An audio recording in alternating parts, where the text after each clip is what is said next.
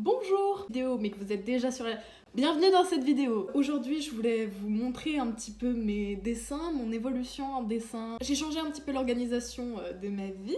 Tous les dimanches matins, je sortirai une vidéo sur ma chaîne YouTube. Juste pendant les vacances scolaires, je ferai des pauses histoire de souffler 2 minutes. Dans cette vidéo, D'abord, je vais vous parler un petit peu de mon parcours.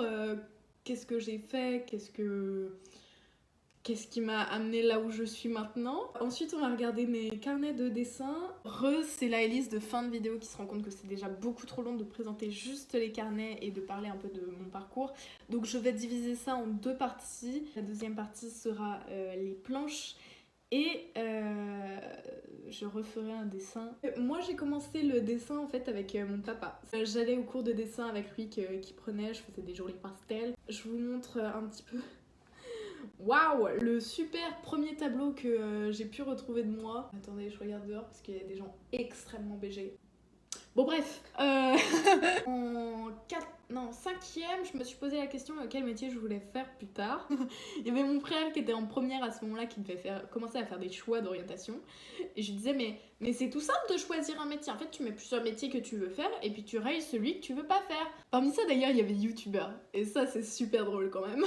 Le métier qui est resté comme ça, c'est architecte d'intérieur. Je dessine et vient fin 3e les concours pour rentrer dans la seconde technologique d'art appliqué. Malheureusement, on verra dans mon cahier de dessin, mais non, en effet, c'est pas ça qu'on prend en art appliqué. J'étais quand même sacrément en retard par rapport aux autres niveau dessin.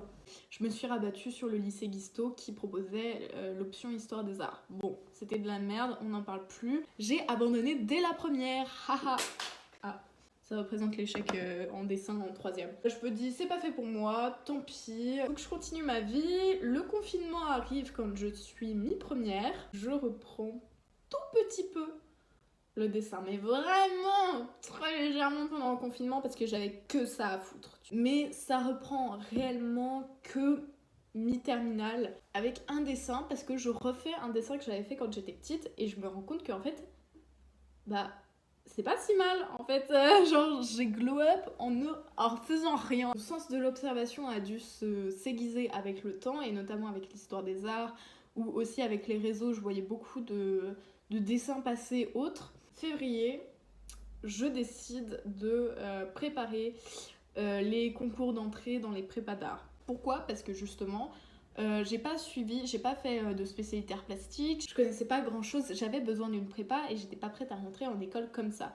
Ça, c'était ma raison du choix de la prépa et non pas une école directe. Bon, vous voyez dans la vidéo d'avant que c'était pas forcément ce qui était le plus judicieux, mais tranquille. En fait, en autodidacte, je commence à monter mon propre projet de rentrer dans une école d'art. Je me suis énormément améliorée en l'espace de 2-3 mois. Donc je finis par être prise à toutes les prépas auxquelles j'ai candidaté. Bitch! Je rentre en prépa d'art, je charbonne, j'ai l'impression de ne jamais faire assez, je produis en masse. Bon, j'apprends vite fait des trucs, mais en fait j'apprends plus par moi-même que par les professeurs, donc finalement à quoi ça sert? Je fais ma super dépression, c'est super cool, la bonne ambiance, et tremblante comme ça, je n'arrive plus à tenir un stylo pendant 6 mois, jusqu'à juin, ouais, où là je me suis reposée devant un carnet parce que j'avais vraiment l'envie, tu vois. C'est quelque chose d'assez inexplicable.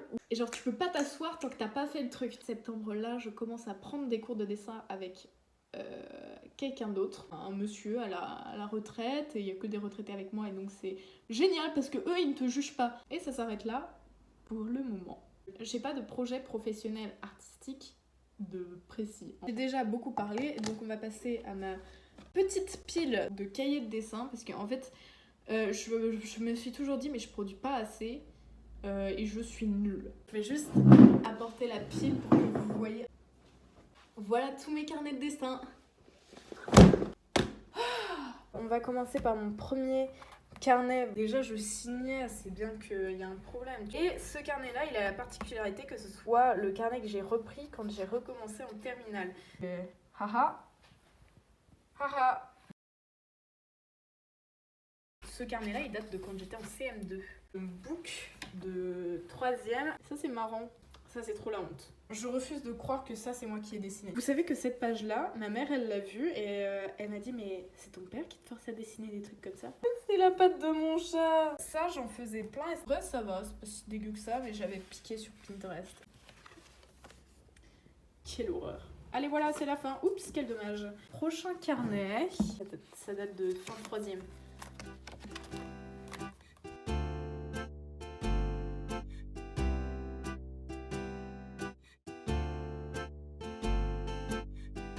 C'est la fin. Ça, c'est première, donc il y a le confinement. J'avais donné des logos, en fait, aux spécialités. On a fini pour ce carnet-là. Alors, on passe maintenant à mes carnets de terminale. Ma première aquarelle, ça, c'est les cités d'or. Ça, c'est les légendaires.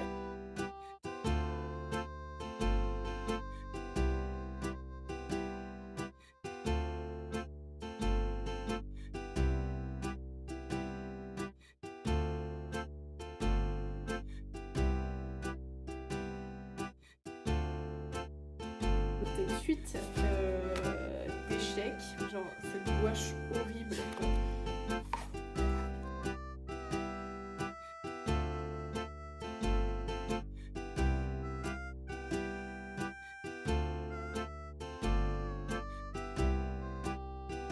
Ça, c'est un truc de vacances d'été inspiré d'artistes.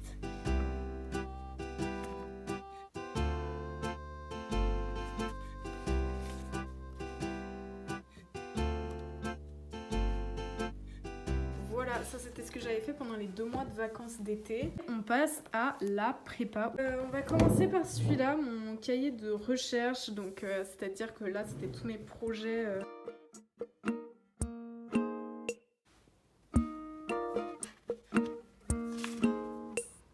Tout ça, vous pouvez le retrouver sur mon compte Instagram Ménestrelise. Je suis partie en dépression. Un petit carnet d'observation de base, voilà.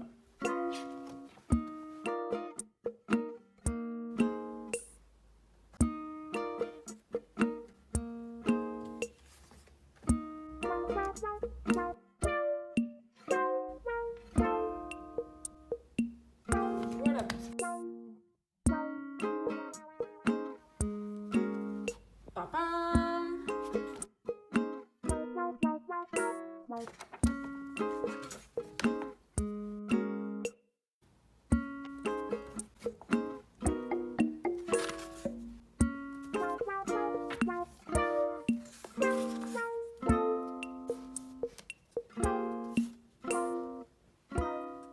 Moitié à peu près. Ouais, pareil, un truc d'observation.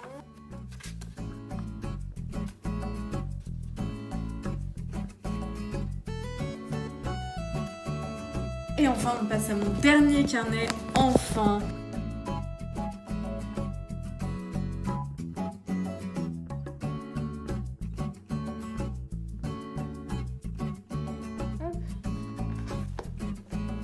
On est là pour cette première partie. On se retrouvera la semaine prochaine pour une deuxième partie. Montrer ses dessins, c'est quand même montrer une petite partie de soi. On voit bien les améliorations, quoi. Donc voilà, je suis très contente de vous partager ça. À dimanche prochain pour une nouvelle vidéo. J'espère qu'elle vous a plu. Bisous!